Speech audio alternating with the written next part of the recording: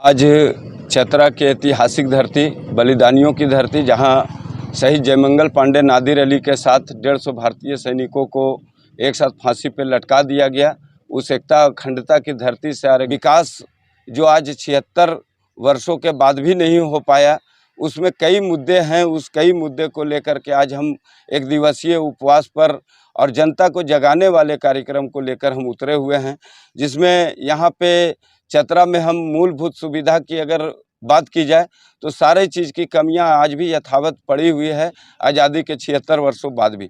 आप चिकित्सा के दृष्टिकोण से जाएंगे, शिक्षा के दृष्टिकोण से जाएंगे, पर्यटन के दृष्टिकोण से जाएंगे, कृषि के क्षेत्र से जाएंगे, युवा बेरोजगार हैं, उनको रोजगार नहीं देने के क्षेत्र में, और कई खनिज संपदा होने के बावजूद भी यहाँ से पूरे जो है सो चतरा जिला से कई एक यहाँ राजस्व, सबसे बड़ी राजस्व आज टंडवा से उठाया जा रहा है, फिर भी यहाँ युवा पलायन को मजबूर है।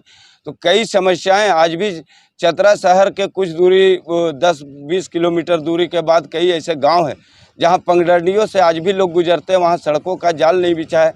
कई प्रखंडों में आज तक तो बढ़िया कोई स्कूल, बढ़िया कॉलेज नहीं है। तो यही सब मुद्दा है कि हमको करना है। पर्यटन के दृष्टिकोण से तमासिन जैसे जलप्रपात हैं जिसको आज तक विकसित नहीं किया, बक्सा जलाशय है जिसको आज तक विकसित नहीं किया गया। ऐसे कई मुद्दे हैं जिनको लेकर के यहाँ के जनप्रतिनिधियों को आज तक सोचना चाहिए था, लेकिन हमको लगता है सब लोग आए, और चूँकि प्रशासन भी काम के प्रति उनका कोई अच्छा रवैया नहीं है, उदासीन रवैया है। और जो जीते हुए जनप्रतिनिधि हैं, जो वादे करके आते हैं, जैसे सांसद और विधायक हैं, उनका भी कोई काम हमरे ख्याल से नहीं लगता है। एक दुर्भाग्यपूर्ण स्थिति और चतरा की बनी हुई है।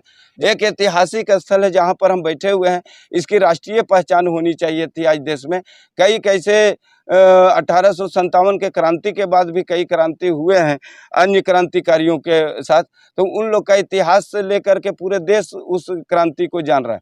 लेकिन चतरा की क्रांति जहां भारतीय स्वतंत्रता संग्राम की युद्ध की भूमि है, जहां सबसे बड़ी क्रांति हुई, जहां 150 भारतीय सैनिक फांसी पे चढ़ गए और 56 अंग्रेजी सैनिक मारे हैं, जिसका कब्र बना हुआ है, उस ऐतिहासिक धरती का कभी भी राष्ट्रीय मानचित्र पर रखने का प्रयास न सांसद लोकसभा में कर पाए, न विधायक विधानसभा में कर पाए।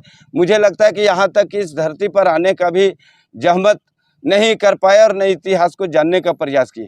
तो कई ऐसे समस्याएं हैं चतरा में जो यथावत बनी हुई है।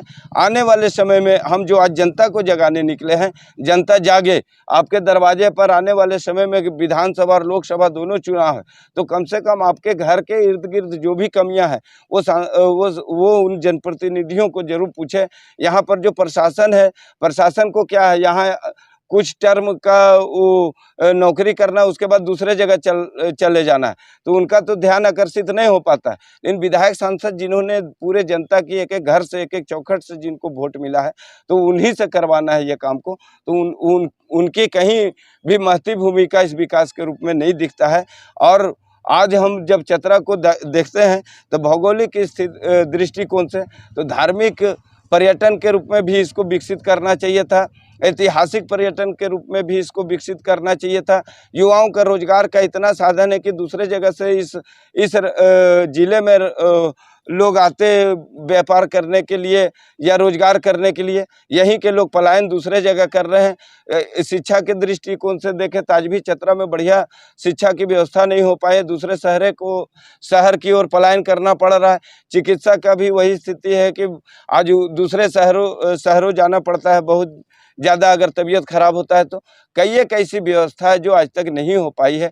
कृषि के क्षेत्र में भी देखेंगे तो एक प्रधान क्षेत्र है, उसके बाद भी एक चेक डैम या डैम का निर्माण नहीं किया गया, नहरों का निर्माण नहीं किया। तो यथावत अगर स्थिति बनी हुई है तो इसका दोषी कौन और इससे जवाब कौन मांगेगा? तो हम जनता से कहते हैं कि आप जवाब मांगिए, आपके दरवाजे तक फिर पुनः वही लोग जाएंगे। पुनः चाहे जो विजन लेके आए हैं तो उनका विजन क्या है चतरा के प्रति, ये ज़रूर आप पूछें, और उसके बाद किसी को आप अपनी एक अंगूठा को आप दबावें, एक उंगली को दबावें और उसको इस चतरा जिला में स्थापित करने का राजनीतिक रूप से प्रयास करें।